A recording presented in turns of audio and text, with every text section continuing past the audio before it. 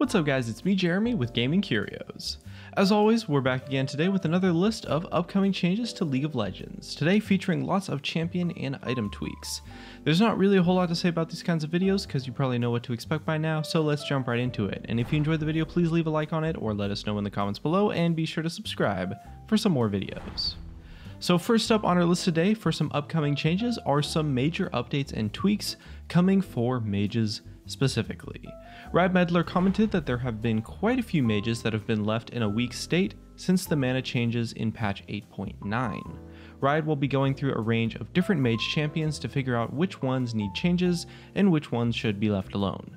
Rad Meddler also went on to list a bunch of the potential candidates that are likely to receive changes, which includes but is not limited to Syndra, Annie, Vel'Koz, Ahri, Cassiopeia, Victor, and Orianna. Now keep in mind that these champions are not necessarily going to be buffed, and it doesn't necessarily mean that mages not on this list also won't receive some buffs. These are just some of the mages that Riot are currently looking at as being probably weaker because of the changes that have been made so far. The only mage that is 100% confirmed to be getting a buff is Karma. There are apparently some long-time changes planned for Karma, but she does need a bit more power in the short term, so expect a small little direct buff within the next couple of patches. As for mage items, Riot have mentioned that we will probably see a buff to Liandry's Torment, but they won't be changing too much about the mage items until the champions are adequately rebalanced. Next up, we've also got some changes coming to Teleport, which Riot have been trying to balance properly ever since it was kind of first introduced as a summoner spell. Rad Meddler noted that it is still too strong to the point where even bot laners are now once again starting to use it. To address this, they are expecting to see some nerfs in patch 8.14 to Teleport. Riot are considering either straight up increasing the cooldown or maybe removing the partial cooldown refund when you cancel a teleport, but they might end up going with a different nerf entirely. We'll probably hear some more details about this in the future, but one way or another it's definitely going to get some sort of change, likely in the form of a nerf. We're also going to see some changes to crit items in the future, as they have, of course, I'm sure as most of you guys know, underperforming lately. Riot will be taking a steady approach with any buffs to these items though, because they feel that if they put too much power into these items all at once, crit 80 carries are going to end up being way too strong, and it just totally kills the bot lane diversity that they've really been trying to build from the ground up. So this is likely to involve buffs instead to the basic crit items, Brawler's Gloves, and Riot Meddler also mentioned they are currently considering changes to Stormrazor, as the hotfixes from the last two patches still haven't put it into an ideal spot. And since we're on the topic of 80 carries, let's dive into the updates and changes that marksman players can also expect to see. As we briefly touched on earlier, Riot have been trying to make bot lane more diverse by working on what stopped it being viable for other classes. It's definitely ended up with a much broader and more accessible bot lane meta, but crit 80 carries have been suffering heavily as a result, which is definitely what Riot really wants to focus on right now. Once they've rebalanced the lane for crit focused 80 carries, all that will be left for the short term is some follow-up polish here and there, and maybe a few other changes here and there to diversify the lane a little bit more. Two 80 carries that are very unlikely to see any changes are Ashe and Xayah, as Riot considers them to not really be struggling at the moment. Riot are also happy with the state of Jinx and Twitch, so they're also probably unlikely to see any changes in the next couple of patches. Tristana is one marksman they will definitely be looking at, though Riot will be exercising caution because she can easily become a very strong laner while also being a late game hypercarry. Any 80 carry that would expect to build a lot of crit items can also expect a little bit of work in general, though it's not clear yet if they'll just settle for buffing the crit items or if they're going to buff the champions themselves or both. Now moving away from Summoner's Rift for a moment, actually we've got some major updates on the horizon for ARAM.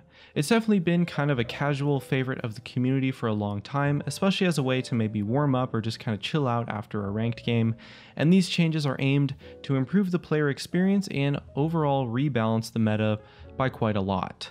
Patch 8.11 saw a lot of changes to ARAM, some of which will be kept, some of which will be removed as a result of community feedback though. Riot Meddler mentioned that ARAM will be keeping the new bench feature for rerolled picks, the earlier surrender time, the delay before you can leave base, the faster early experience, the nerfs to Dark Harvest for ARAM specifically, and the Area of Effect health relics. However, the 3 new items that were added to the mode are being removed. Butcher's Bridge is also being removed for the time being, and Warmogs will be brought back into the game. Warmogs tends to be a pretty problematic item because it allows you to heal back up to full health really fast, but without it as an option in the game mode, any team that's fortunate enough to land just a ton of poke champions just totally steamrolls the enemy team, and poke damage can be too hard to deal with if Warmogs just isn't in the game. Riot will be looking to later replace it in the future with a true anti-poke item for ARAM, but until then you'll be able to pick up Warmogs, and you can expect that item coming in the near future hopefully. Moving back to Summoner's Rift, we're taking a look at one of the more meta-related issues right now, which is the gold funneling strategies that are being used by the mid and jungle combination.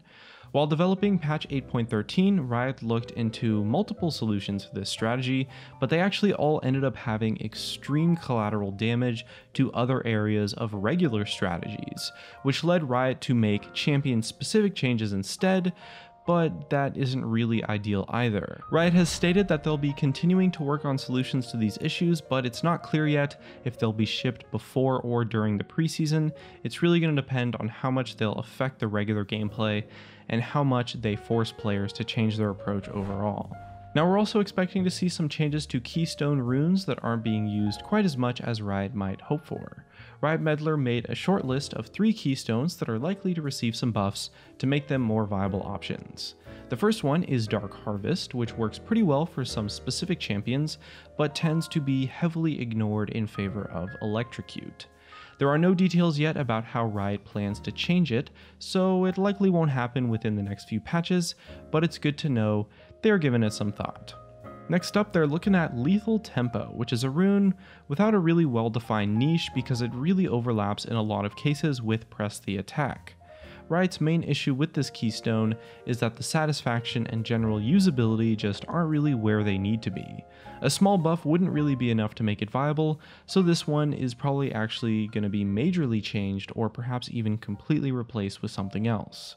Riot have decided against temporarily removing it though because it's not really doing any harm, it's not really OP, it just kind of isn't really all that exciting, but definitely expect to see something happen to it in the future. And last up we have Glacial Augment, which is potentially a very powerful rune considering it can give some free crowd control. And Riot are considering putting more power into it at some point actually, but there's definitely a really big focus on keeping it super niche because some extra crowd control that's really viable just has a super negative impact, especially on the laning phase if it becomes too common, because even just a free slow effect added to quite a lot of champions can be extremely difficult and annoying to deal with and really ruin a lot of balanced design for a lot of champions entirely. Now the last set of upcoming changes I wanted to talk about for you guys today are going to be some pretty extensive changes to fighter items. Riot had originally planned to roll out a ton of changes to fighter items as part of their mid-season follow-up in patch 8.12. But a lot of players were feeling pretty overwhelmed considering all the other disruptive changes that have been made since. As a result, Riot has pulled all of their intended changes to fighter items and will be instead releasing them later after the chaos has sort of settled a little bit. Riot Lobo commented that they've decided to leave the Sterix Gauge changes in the game to remove its dependence on Trinity Force, as that was one that was seen as something that needs to kind of just be released immediately, instead of something that can maybe wait a little bit longer like the rest of the changes. Now as for the rest of the items, preseason is definitely the likeliest time for the changes to be brought back, but Riot will implement them whenever it really makes sense to. Either way, that's just about going to wrap it up for our video today on some upcoming future changes. Hopefully you guys enjoyed it and hopefully you got some fresh insight.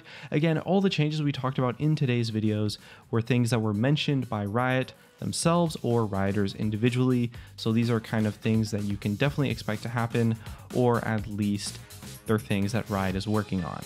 If you have any thoughts on the changes we've listed today, definitely let us know in the comment section below, or maybe check out some of our other videos too. Either way, it looks like that's going to be it for this one. Thank you guys so much for watching.